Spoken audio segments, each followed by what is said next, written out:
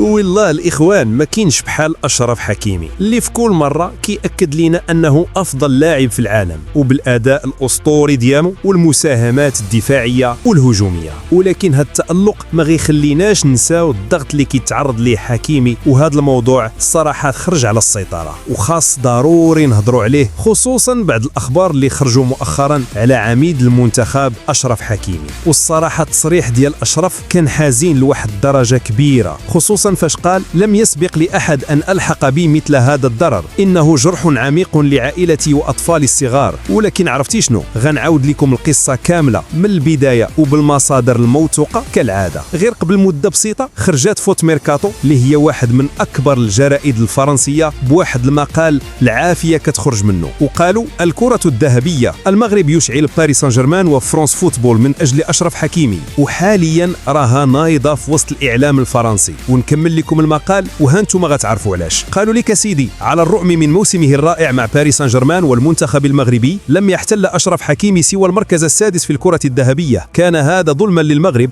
الذي كان يأمل في نتائج أفضل بكثير. وركزوا لي بالضبط على كان هذا ظلما للمغرب. وعارفك غتقول لي أخويا شنو دخل المغرب في هذه المشاكل؟ غير صبر معايا حيتاش دابا غندخلوا في أخبار أعمق بكثير ومستحيل تثيقوهم. غير قبل ساعات قليلة كذلك خرجت جريدة مغربية معروفة ودخلت في الكرة الذهبية وفرانس فوتبول بالطول وبالعرض. وهنا بالضبط كنهضروا على جريدة لوبينيون اللي هي واحد من الجرائد المعروفة في المغرب، وقالت الكرة الذهبية، تجاهل حكيمي، الظلم الذهبي في كرة القدم العالمية. ونجيكم نيشان، راه الإعلام الفرنسي ماشي أغبياء، حيتاش عارفين إلى ناضوا لهم الجرائد المغربية فراه غينوضوا جرائد من دول أخرى، وهذا الشيء كيعني أن مصداقية فرانس فوتبول والكرة الذهبية صافي غتمشي في خبر كان. وهاد الأخبار راه ما كنجيبهمش من جيبي، إنما هاد الشيء راه دوز عليهم الرعب، خصوصا بعد التصريح الناري ديال كريستيانو رونالدو اللي قال لهم بالنسبة لي الكرة الذهبية هي جائزة وهمية. وهنا كانت الضربة القاضية ديال فرانس فوتبول، حيتاش أسطورة بحال كريستيانو رونالدو اللي راه ماشي جديد في الكرة وتصريحو داير لهم الماء في الركابي، وعارفين أنهم إلا ما تحركوش دابا فراه حكيمي كذلك غيضرب لهم المصداقية ديالهم في الزيرو.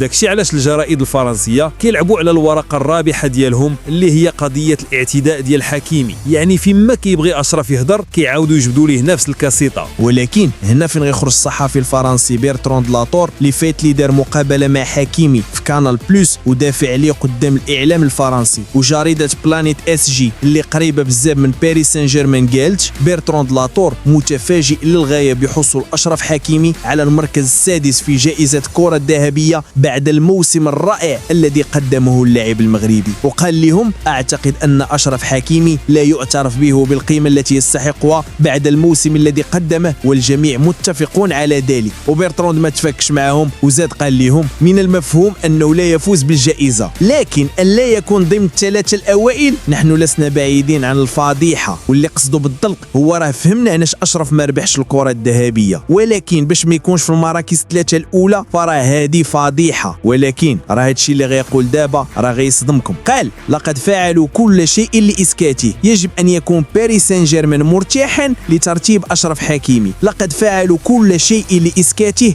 ومنعه من التحدث. وباش تعرفوا هذا راه صحافي فرنسي وما بينه وبين المغرب حتى علاقة، واللي واضح أنه ما تابعش البروباغندا ديال نصر الخليفي بحال الجرائد والصحفيين الآخرين. ولكن راه مازال ما ساليناش، حيت جريدة تريبيونا حطت مقال مثير للجدل على الصحافي بيرتروند لاتور اللي قال لهم إنه لأمر مفاجئ جدا أن يكون محمد صلاح أمامه. بيرتروند لاتور غير راضي على حصول أشرف حكيمي على المركز السادس في الكرة الذهبية. ولكن اسمع معايا اللي غنقول دابا، حيت هنا فين غتبدا الدراما والقصة المثيرة أو نسميوها الأخبار المحزنة بزاف على حكيمي. حينتاش جريدة ليكيب خرجت بمقال باقي جديد وقالت فيه في لقاء تلفزيوني أشرف حكيميا في التهمة الموجهة إليه. وزيد عليها أيضا جريدة لي باريزيان اللي انتم عارفينها من أكبر الجرائد وعندها علاقة كبيرة مع إدارة نصر الخليفي، وقالت بالحرف جرح عميق تحت تهديد دعوى قضائية بتهمة الاعتداء، أشرف حكيميا في التهمة مجددا. وفي المقال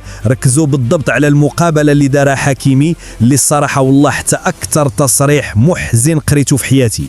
أشرف قال لهم لم يسبق لأحد أن ألحق بي مثل هذا الضرر. إنه جرح عميق لعائلتي وأطفالي الصغار الذين لا يعرفون الإنترنت ولا يستطيعون القراءة، لكن في يوم من الأيام سيقرؤون مثل هذه الأمور. يعني شوفوا الضرر الكبير اللي داروه ليه، وهادشي ما أثرش عليه هو فقط، إنما على عائلته والأطفال ديالو كذلك اللي مساكن ما عندهم حتى ذنب. ونزيدكم راه قضية بحال هذه راه كتأثر على حياة أي شخص كيف ما كان، فما بالك بلاعيب اللي خاصو يكون جاهز ذهنيا ديما.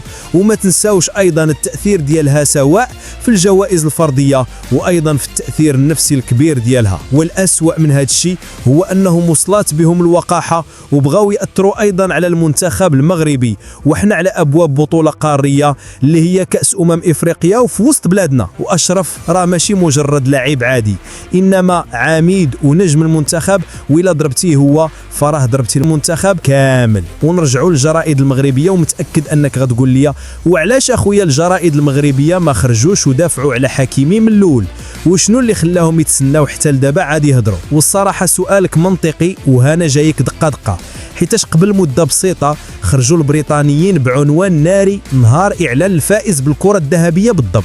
وهنا كنهضروا على صحيفة ذا ميرور اللي معروفة بالمقالات الجارئة ديالها، وقالت بالحرف: الكرة الذهبية 2025 انكشاف مؤامرة في التصويت بشأن النجم الذي يوصر قائلا أنا أستحقها. وهنا بالضبط كيهضروا على أشرف حكيمي اللي سبق ليه خرج وقال أنا اللي كنستاهل الكرة الذهبية. ولكن هادشي اللي جاي راه غيصدمكم كثر. قالوا وفقا لرومان مولينا تدخلت الجامعة الملكية المغربية لكرة القدم قبل التصويت لمحاولة استغلال علاقاتها عبر القارة الإفريقية لدعم حكيمي، والأمر وصل إلى المستوى السياسي في المغرب حيث جرى تجنيد كامل آلات الدولة لأنه أمر مهم لهيبة البلد. وزاب قال لهم الناس يريدون أن يكون حكيمي أول لاعب مغربي يفوز مثل هذه الجائزة، لهذا تم ذلك بشكل واضح خصوصا على المستوى الإفريقي. هنا مولينا أكد أن المغرب دار كل الطرق وبكل علاقات مع الدول الإفريقية باش يصوتوا لأشرف حكيمي، ولكن اللي ركز عليه مولينا هو هل التصويت سيكون فعالا؟ يعني واش غتكون شي فائدة حقيقية من هذا الضغط اللي كديروا الجامعة المغربية، ولا غا كتخويوا الماء في الرملة؟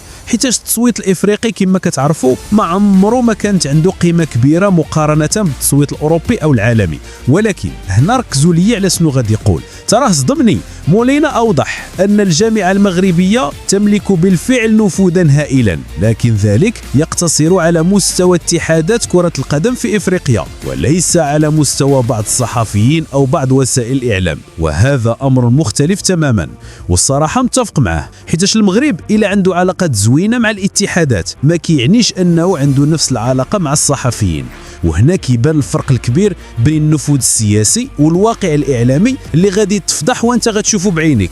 وهنا غتخرج فرانس فوتبول وصحيفه ليكيب الفرنسيه كذلك وغيضربوا هذا الشيء كامل اللي قالته ذا ميرور في الزيرو وغيفضحوا المستور وغيوريونا التصويتات ديال الصحفيين اللي الصراحه انا بعدا صدموني، حيتاش حتى حد فينا ما كان متوقعها. ورغم مكانته كلاعب اساسي في باريس سان جيرمان والمنتخب المغربي، لم يحصل اشرف حكيمي الا على 3 اصوات للمركز الاول، من بينها صوت من بلده الاصلي المغرب، وركز عليها مزيانه. ومن بين المصوتين الأفارقة ال22 وضع 2 فقط أشرف حكيمي في المقدمة، وهما الصحفي المغربي مصطفى بدري والصحفي الجابوني جيمس أنجيلو لوندو. وركز معي هنا بالضبط. وفضلت الأغلبية المكونة من 14 صحفيا زميله في باريس سان جيرمان عثمان ديمبيلي الذي توج بالكرة الذهبية يوم الاثنين الماضي. وبلا ما نصدمك راه كاينين بعض المصوتين بحال الممثل ديال موزمبيق في التصويت اللي اصلا ما حطش اشرف حكيمي حتى ضمن افضل 10 لاعبين في العالم. يعني كاع هذا الشيء اللي قالته ذا ميرور والجامعه الملكيه المغربيه وهذه الروينه كامله راه لا اساس لها من الصحه، حيتاش هذا الشيء اللي في الواقع راه مغاير. ولكن كاينين بعض الاخبار الزوينين، بحال مثلا على الصعيد العالمي تعتبر بلجيكا الدولة الثالثة التي وضعت حكيمي في المركز الأول خلف المغرب والغابون. وأنا متأكد أن السؤال ديالك حاليا هو والصحفيين اللي من الدول العربية على من صوتوا؟ بغيت نقول لك عزيزي المشاهد ونحطك في الصورة أنه بلا ما تعول على الدول العربية بشكل نهائي، حيتاش هما براسهم كيقولوا حنا كندعموا حكيمي، ولكن في الداخل ديالهم ما بغاوش حكيمي يربحها. او بالاحرى ما بغاوش لاعب مغربي ترشح من الاساس، وهذا الشيء اللي بان بالضبط في لائحه التصويتات. ولكن شنو هو الشعور ديال اشرف حكيمي حاليا، اللي اكيد بعد هذا الغدر كامل اللي شافوا من نصر الخليفي والاداره ديالو وزيد عليهم الاعلام الفرنسي اللي كيزيد يغرقوه، واللي متاكد منه ان اشرف ما غيبانش في وضعيه سيئه. وهذا الشيء بالضبط اللي وقع، حيتاش اشرف بدوره ما بانش بدور الضعيف او المحساد، وخرج ولاح هاد ستوري في انستغرام على ديمبيلي، وكانت كنوع ديال التهاني لديمبيلي، وكيبين انه ما عنده حتى مشكل معاه وحتى حاجه ما وقعت. ولكن باش نكون صارف معك، اشرف حطها فقط باش ما يبانش في وضعيه سيئه، خصوصا وان كاع الانظار عليه. وما تنساوش ان اشرف براسو اللي خرج بتصريح مع كانال بلوس وقال لهم راه انا اللي كنستاهلها ودرت ارقام حسن من بزاف ديال المهاجمين. وهذا الشيء بالضبط اللي قصدته ذا ميرور بالنجم الذي يصر قائلا انا استحقها. وقولوا لي واش فعلا كتشوفوا ان الكره الذهبيه ما بقاتش عادله، او بالنسبه لي الصراحه الكره الذهبيه فقدات المصداقيه ديالها مش شحال هذه، وتصريح كريستيانو رونالدو خير دليل. المهم هذا كان رايي، وقولوا لي رايكم في التعليقات. اما القصه اللي صادمه اكثر هي كيفاش تعرض اشرف حكيمي للخيانه من ناصر الخليفي ومن الاداره ديال باريس سان جيرمان، واللي خليتها لكم كامله هنا وبكل تفاصيلها. واهم حاجه خوتي ما تنساوش والديكم وصلاتكم، والسلام عليكم.